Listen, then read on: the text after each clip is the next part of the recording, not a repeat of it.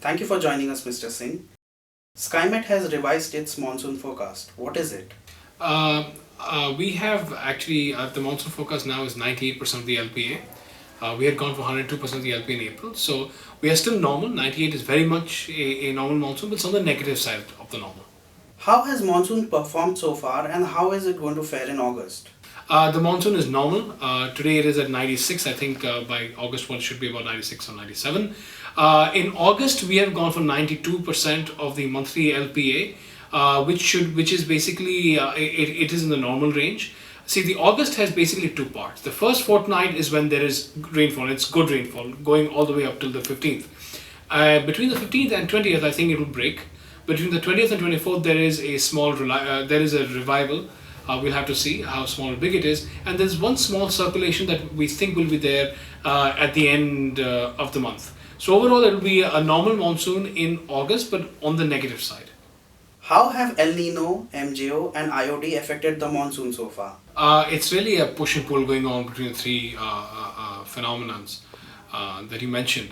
The MGO actually in July did not really help. It was in a record negative zone. That's when the rainfall in July was actually suppressed.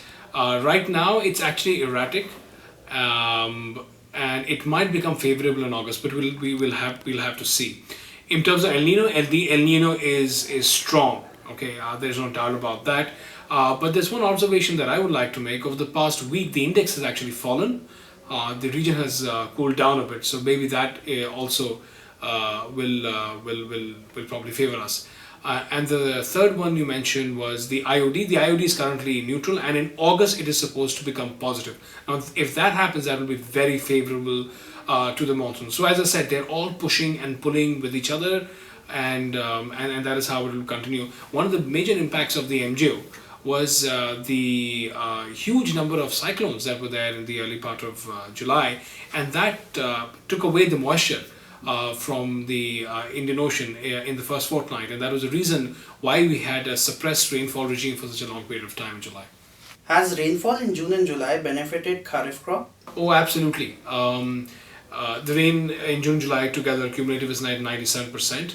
The acreage compared to last year is up by some 21%. Paddy acreage is up by 23%, oil seeds is up by an amazing 35%, and coarse cereals are actually up by 48.5%. The August rainfall in the first fortnight will secure the Kharif crop. I mean, once this rainfall happens, you are through, and we think that there will be another good rainfall regime coming up in the first fortnight of September, and if that happens as predicted, then that will be a bonus to the Kharif crop, and then that means that a bumper harvest is coming. Finally, is SkyMet going to stick to its forecast of normal monsoon in 2015? Oh, absolutely. We have said 98, and we will stick to it. It has an error margin of plus minus 4%. So there's a slight chance of below normal, but the probability of normal monsoon right now is 63%. The probability of below normal monsoon is 35%, and the probability of drought is negligible 2% at this point in time. Thank you for your time, Jatin.